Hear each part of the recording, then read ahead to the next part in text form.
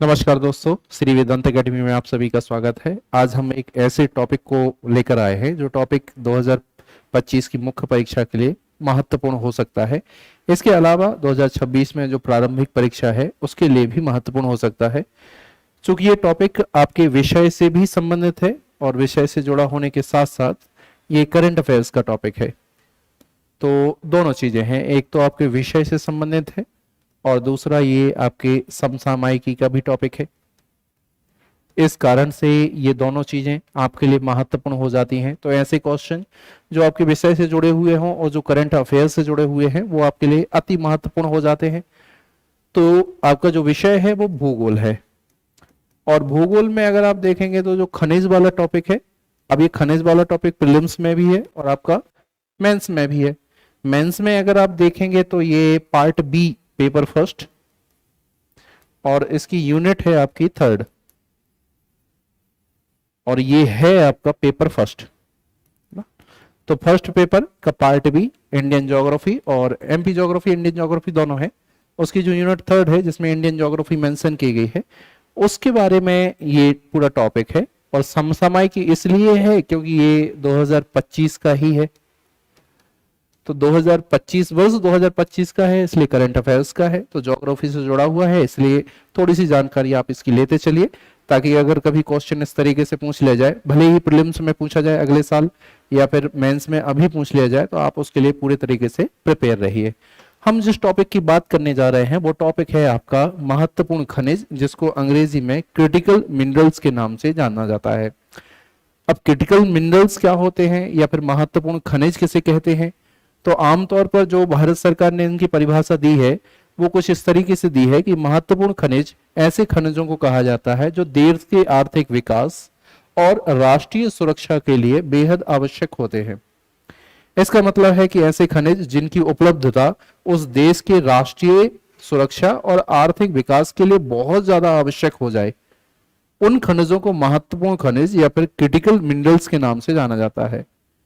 दूसरा, आवश्यक खनिजों में या फिर महत्वपूर्ण खनिजों में यह भी है कि उनकी उपलब्धता में कमी, अगर जितने भी उपलब्ध हैं या फिर जिनके उतने भंडार हैं, अगर उस भंडारण में उनकी कमी आ जाए या फिर उनका संकेंद्रण केवल कुछ भौगोलिक स्थानों तक हो जाए, केवल कुछ जगह ही सीमित हो जाए, जैसे 4-5 राज्यों में ही उनका वितरण बस मिले, बाकी राज्यों में वितरण ना मिले, तो इससे क्या होता है, आपूर्ति श्रृंखला जो है वो कमजोर हो सकती है।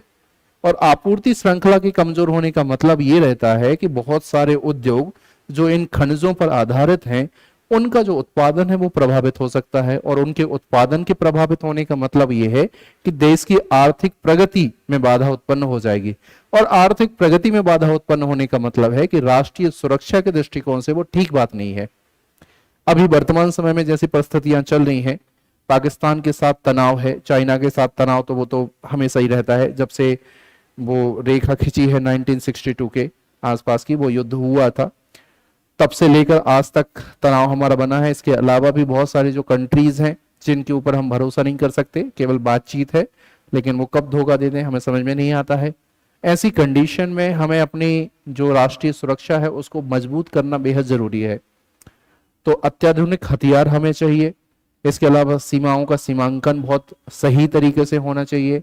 सेनाओं में नियुक्तियां होनी चाहिए, उनको प्रॉपर तरीके से वेतन दिया जाना चाहिए, उनको सुविधाएं वगैरह प्रदान करनी चाहिए।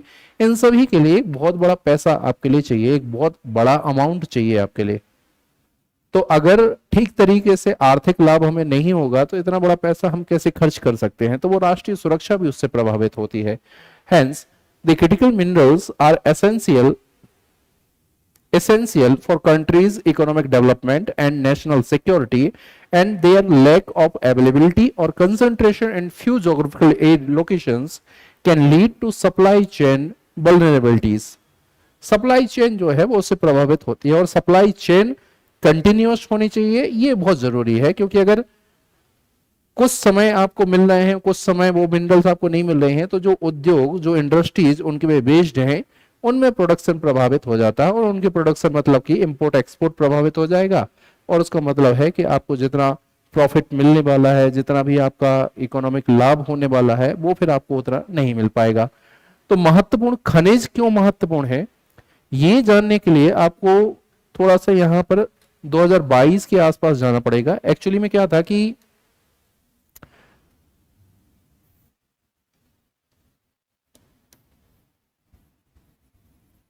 वर्ष 2022 के आसपास एक खान मंत्रालय है, मिनिस्ट्री ऑफ माइंस, तो नवंबर 2022 में खान मंत्रालय की एक समिति बनी और उस खान मंत्रालय की समिति ने भारत में 30 सबसे महत्वपूर्ण खनिजों की पहचान की।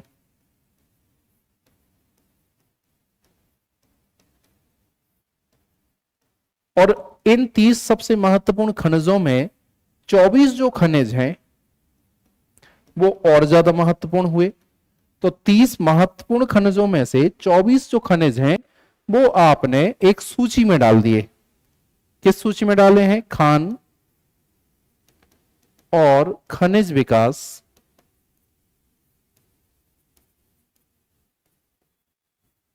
तथा विनियमन अधिनियम 2017। इसको आप MMDR एक्ट 2017 के नाम, सॉरी 1957, 2017 में तो इसका अमेंडमेंट हुआ था, तो ये एक्ट है एक्चुअली में 1957 का।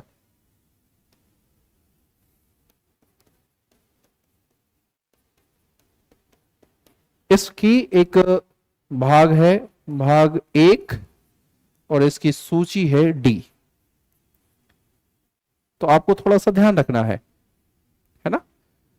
नवंबर 2022 में खान मंत्रालय की समिति ने भारत के 30 सबसे महत्वपूर्ण खनिजों की पहचान की। उसमें से 24 खनिज और ज्यादा महत्वपूर्ण थे, तो उनको खान और खनिज विकास निगम विनियमन तथा अधिनियम 1957 के भाग 1 की सूची डी में डाल दिए 24 खनिज।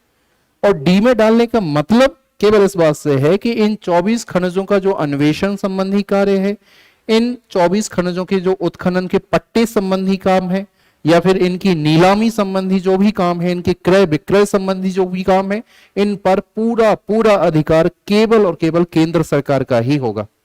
उसका मतलब केवल इतना ही है। तो अभी वर्तमान समय में ऐसा है कि ये जो 30 महत्वपूर्ण खनिज हैं, इनके ऊपर खान मंत्रालय के ऊपर जिम्मेदारी सौंपी गई है कि वर्ष 2024-25 से लेकर 2030-31 की जो अवधि है 6 वर्षों में, आपको इनका अन्वेषण करने के लिए और इनका उत्खनन करने के लिए लगभग 1200 परियोजनाओं को संचालित करना है।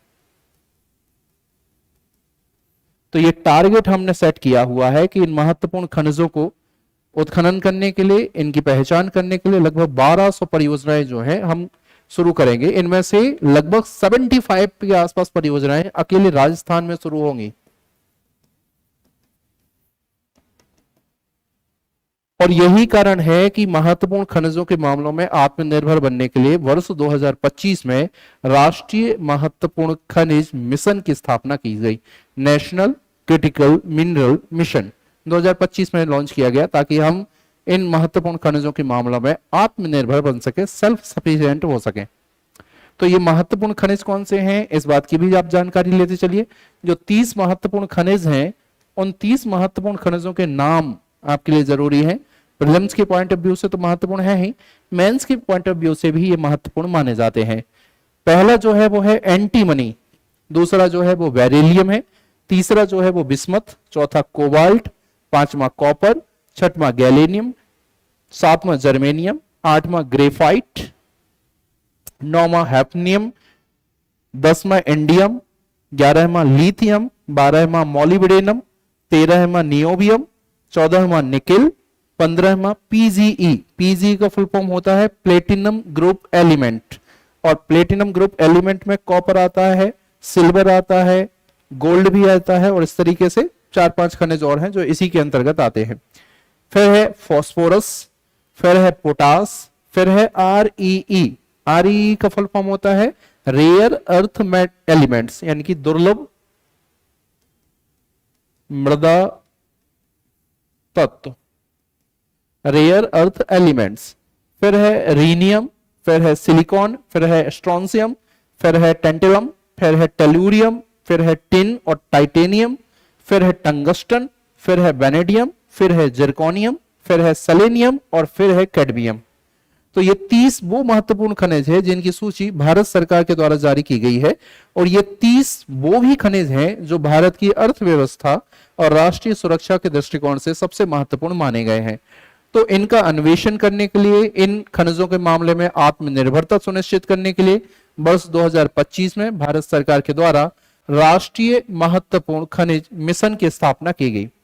अब ये खनिज इतने ज्यादा महत्वपूर्ण क्यों माने जा रहे हैं, इनके बारे में हम क्यों आत्मनिर्भरता प्राप्त करना चाहते हैं, ये भी एक प्रश्न है।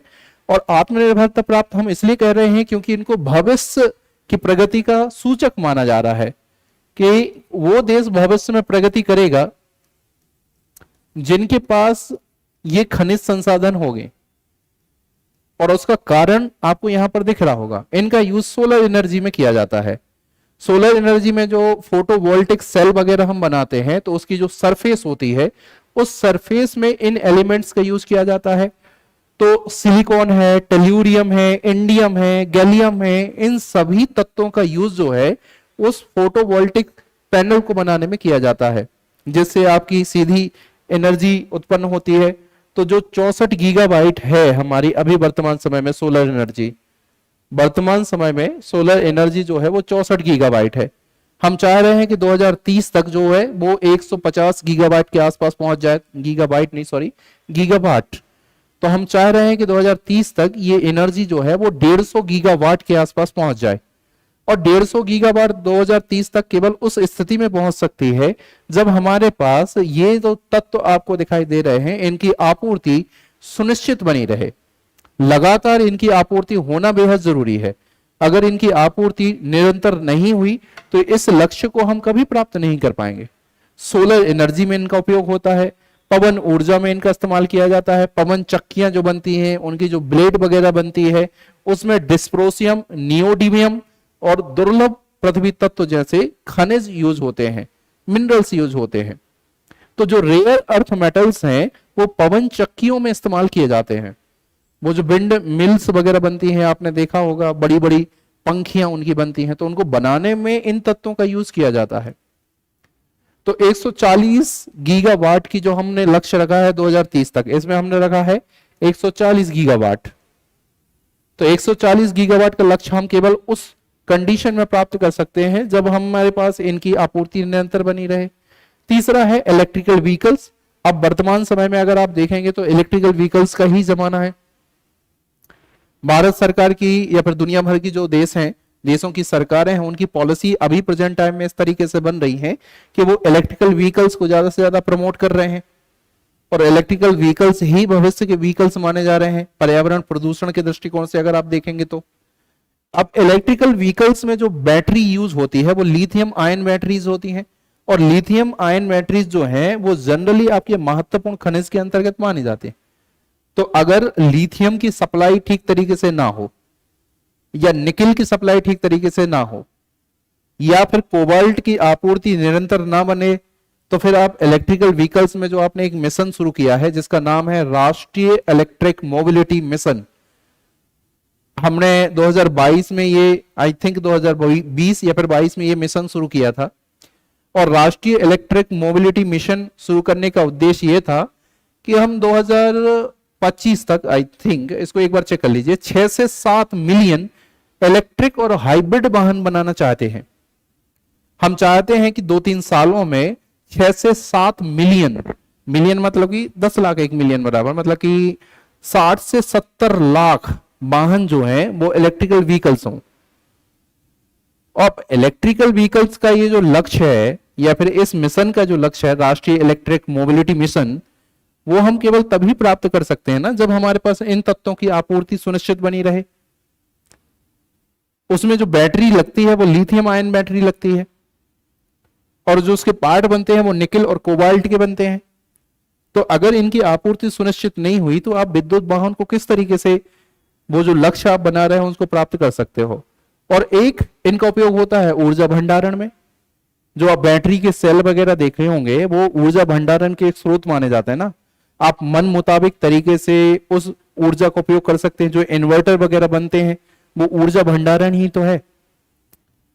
तो ऊर्जा भंडारण की जो युक्तियां हैं, जो डिवाइसेस हैं, उनको बनाने में लिथियम, निकल, कोबाल्ट, इन सभी का यूज तो होता है। जो बैटरियां प्रेजेंट टाइम में बन रही हैं वो लिथियम आयन बैटरीज ही तो हैं। अगर आपके पास ये सभी तत्व नहीं है तो उनकी आपूर्ति जो है वो प्रभावित हो जाएगी ना। और आपूर्ति प्रभावित होने का मतलब ये है कि जो भविष्य में हम सोच के चल रहे हैं, 2017 में नेट जीरो कार्बन का लक्ष्य हम लेके चल रहे हैं।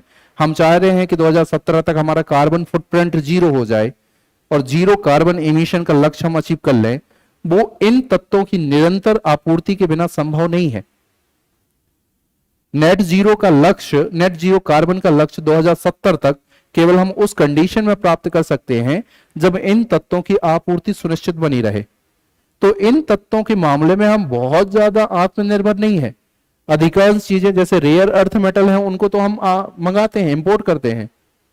चाइना का एकाधिकार है रेयर अर्थ मेटल पे, तो हम चाइना के ऊपर डिपेंड हैं, अमेरिका के ऊपर डिपेंड है। तो हम चाह रहे हैं कि दोनों तरीके से हम आत्मनिर्भर बने। तो जब तक हमारी आपूर्ति इन देशों से हो रही है तो इन देशों से हम करते रहें, लेकिन कल के दिन अगर हमारे संबंध बिगड़ गए इनसे तो ये अमेरिका का कोई ऐसा भरोसा थोड़ी है कि अमेरिका आज हमें सहयोग दे रहा है कल के ना दे। उसने देखो आपसे रेसिप्रोकल टैरिफ लगा दिया। हम जो उसको दोस्त दोस्त कहते रहते थे उसने तो रेसिप्रोकल टैरिफ लगा दिया ना। उसका ऐसा कहना था कि भारत हमें बहुत ज्यादा लूट रहा है, हमें इमोशनली फूल बना रहा है, भावनात्मक रूप से बेवकूफ बना रहा है। तो कल के दिन अगर हमारे संबंध वैसे ना रहा और चाइना के साथ संबंध तो बेहद अस्थिर है, तो अगर कल के दिन हमारे संबंध बिगड़ गए और इन लोगों ने ये तत्व देने से मना कर दिया तो फिर हम क्या करेंगे। इसलिए इन तत्वों के मामले में घरेलू आत्मनिर्भरता होना भी बेहद जरूरी है। और यही कारण है कि उस घरेलू आत्मनिर्भरता को प्राप्त करने के लिए वर्ष 2025 में हमने एक मिशन लॉन्च किया जिसको कहा जाता है राष्ट्रीय महत्वपूर्ण खनिज mission, national critical mineral mission. अब ये क्वेश्चन जो है वो 7 मार्क्स का आपका संभावित क्वेश्चन है, 2 मार्क्स का भी है। उसके उद्देश्य आपसे पूछे जा सकते हैं 2 मार्क्स में, लेकिन मुझे ऐसा लगता है कि अगर कभी पूछ लिया जाए तो 7 मार्क्स में पूछा जा सकता है। 2025 में शुरू हुआ था। इसका जो ऑब्जेक्टिव्स हैं, जो उद्देश्य हैं वो देख लीजिए। घरेलू और विदेशी सेवा से, दोनों तरीके से, घरेलू में भी और विदेशों से भी, खनिज उपलब्धता सुनिश्चित करके भारत की महत्वपूर्ण खनिज आपूर्ति श्रृंखला, सबसे महत्वपूर्ण क्या है, जो मिनरल्स सप्लाई चेन है उसको सुरक्षित करना है दोनों तरीके से। जब तक दूसरे देशों से खरीद रहे हैं तो हम खरीदेंगे, लेकिन कभी अगर उन्होंने देना बंद कर दिया तो हम अपने घरेलू संसाधनों को इतना संपन्न बनाएंगे कि हमारी जो आपूर्ति है वो कभी रुके ना।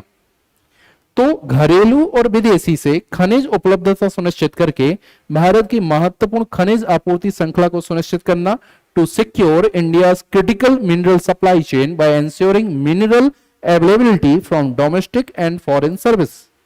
सेकंड है खनिज अन्वेषण, खनन लाभकारीकरण, प्रसंस्करण और पुनर्चक्रण में नवाचार, कौशल विकास और वैश्विक प्रतिस्पर्धा को बढ़ावा देने के लिए तकनीकी विनियामक और वित्तीय परिस्थिति तंत्र को बढ़ाकर मूल्य श्रृंखलाओं को मजबूत करना।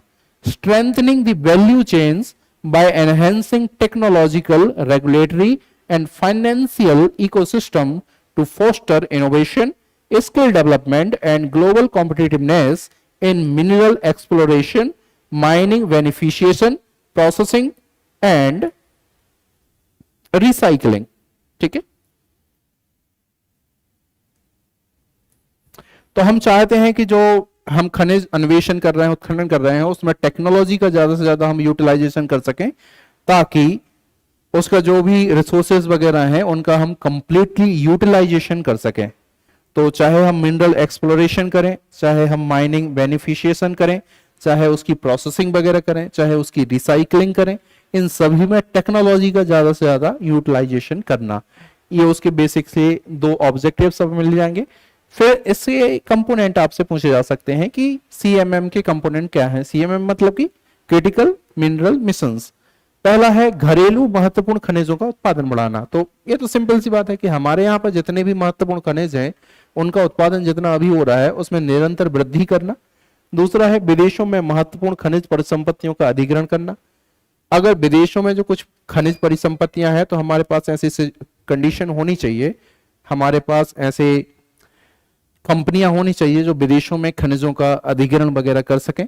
तीसरा है महत्वपूर्ण खनिजों के लिए व्यापार और बाजार, तो हमें इनसे लाभ भी तो कमाना है। अगर हम महत्वपूर्ण खनिज अन्वेषण कर रहे हैं, इनका उत्खनन कर रहे हैं, तो बाजार में इनका उचित मूल्य मिल सके ताकि हमें इनसे आर्थिक लाभ भी प्राप्त हो सके। वैज्ञानिक अनुसंधान और तकनीकी उन्नति, इनका उत्खनन करने में, इनका अन्वेषण करने में हमें लेटेस्ट टेक्नोलॉजी का भी ध्यान रखना है। हमें अपनी टेक्नोलॉजी इतनी ज्यादा उन्नत बनानी है जिसके कारण से इनका उत्खनन करते समय या फिर इनका पता लगाते समय हम उस उच्च तकनीकी का प्रयोग करें जिससे इनका यूटिलाइजेशन अधिकतम से अधिकतम हो सके।